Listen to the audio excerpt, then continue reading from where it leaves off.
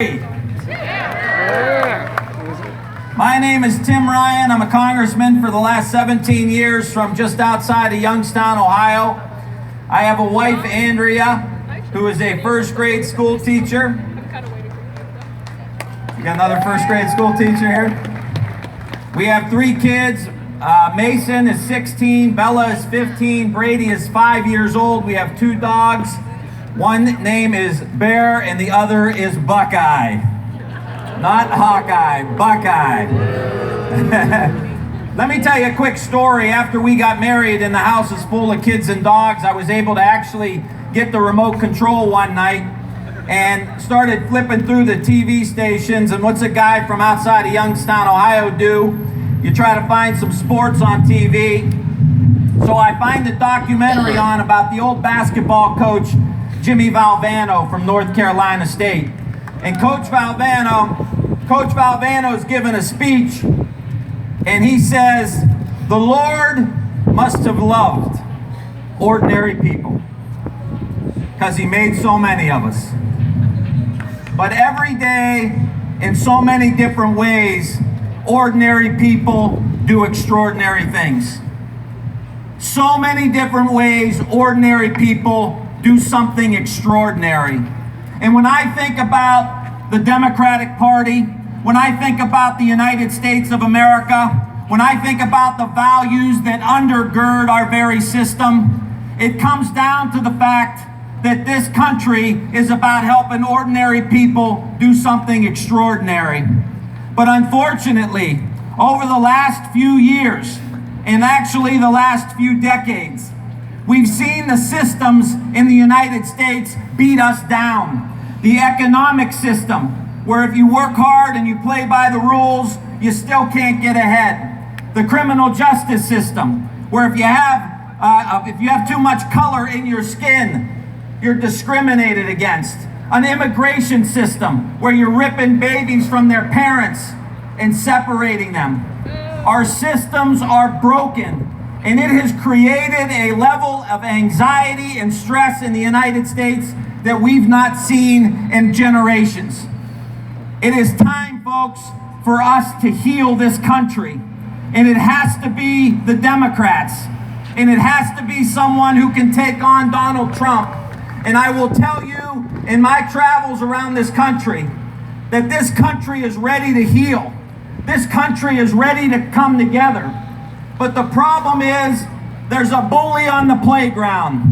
And I want to make you one commitment. If you give me the nomination for the Democratic Party, I promise I will remove the bully from the playground. Yay! I want to share with you briefly what I think we need to do to heal this country. We've got to heal the economic inequality in the country. I know the president says that the stock market's up. I know the president says the unemployment rate is down. But the reality of it is 75% of the American people live paycheck to paycheck. 40 to 50% of our fellow citizens cannot withstand a $400 or $500 emergency. I will, within the first few days I'm in office, appoint a chief manufacturing officer that will report directly to me. And we will put together an economic policy where we will begin to manufacture things again here in the United States of America. I want us to dominate the electric vehicle market. I want us to dominate the battery market. I want us to dominate the charging station market. You know who dominates that market now? China. They control 40 to 50% of the electric vehicle market. My chief manufacturing officer will help us dominate the solar panel market. So we're actually putting people back to work in the United States of America to make things and actually make a good wage. I don't want the conversation coming from the Democratic Party to solely be about the fight for 15. I support 15, you support 15. But if we don't as a party start talking about 30, 40, $50 an hour jobs, we are missing the boat, folks. We've got to talk directly to the economic anxieties of people here in the United States. I want us to rethink the way we talk about healthcare. I support a public option. Healthcare is a right. I can't even believe we're having this conversation about people being able to access healthcare in the wealthiest country that God's ever created here in the United States. And we need to make sure that mental health coverage is accessible to everybody in the United States of America. But I will say, the conversation we're having is around the old healthcare system. It's a disease care system. It's a sick care system. We wait till everybody gets sick, and then it comes in with the pharmaceutical industry and the health companies, and they make a lot of money off of the diseases. I want to flip this system, and I want us to start talking about prevention. I want us to start talking about health. I want us to start talking about incentivizing doctors and nurses and patients to actually reap the benefits of getting and staying healthy. That's how we fix this system. 2/3 of our healthcare costs, 2/3 of our healthcare costs in the United States are from chronic diseases that are largely preventable. $2 to $3 trillion a year. I want a healthcare system that directly invests into that. I want us to explore and expand using food as medicine, where literally we are reversing type 2 diabetes across the United States with small investments and interventions like food as medicine. And here in Iowa, I will be releasing in the coming weeks a robust plan on how we convert our food system and our agriculture system over to regenerative farming, so we can address the climate needs by putting carbon in the soil and making sure that everybody has access to fresh, healthy foods, and we stop the flooding, we stop the climate change by having an aggressive ag policy around regenerative agriculture.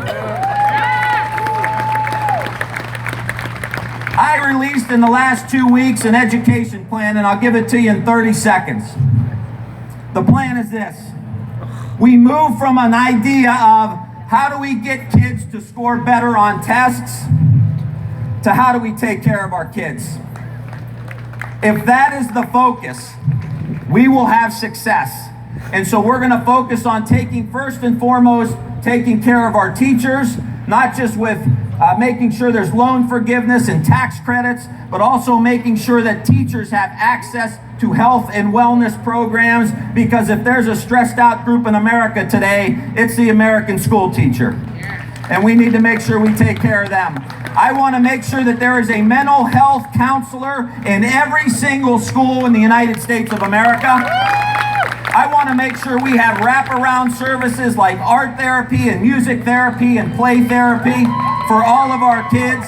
If we don't take on the trauma that our kids are holding in their little bodies every single day at school, if we don't take care of their trauma, we're never going to be able to get their test scores up, which is why I'm promoting social and emotional learning in every classroom in the United States of America.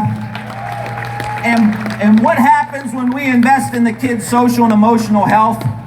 We have seen, with a robust investment in credited social and emotional learning programs, we have seen an 11 percentile point increase in their test scores. Closes the achievement gap.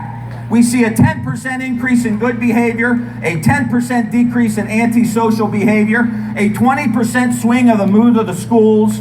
I want maker spaces in our schools. I want infrastructure. I want new school buildings. I want access to broadband. I want our schools to reflect that our children are the #1 priority.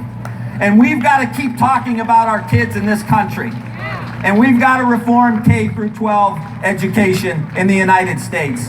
And you should not have to access a good school only if you live in a good zip code or a wealthy zip code. I just want all of you to go to timryanforamerica.com. Our plans are starting to get laid out. And I want you to give me a chance in this election. Because I listened to Donald Trump for 18 months. Come to Ohio and promise workers a better life. And then the factories closed down. He cut taxes for the wealthy. He's gutted health care. He doesn't care about working class people, and we certainly know he doesn't care about people at the border. I'm going to end with one quick story. It's about Muhammad Ali. Someone saw Muhammad Ali in Kentucky. He was walking down the street and they said, "Hey champ, I saw you fight. You got knocked down." Or he said, "Yeah, great." He said, "I saw you get knocked down in the third round." He said, "Wasn't my fight." He said, "Yeah, I got knocked down in the third round." He said, "Wasn't my fight." He said, "I saw you." Champ said, "I ain't never been knocked down. I'm either up or I'm getting up. I'm telling you all that the Democratic Party is never knocked down. We are either up or we are getting up. The progressive movement is never knocked down. It's either up or it's getting up. Our friends in labor are never knocked down. They're either up or they're getting up. America is never knocked down. We are either up or we are getting up." Thank you so much.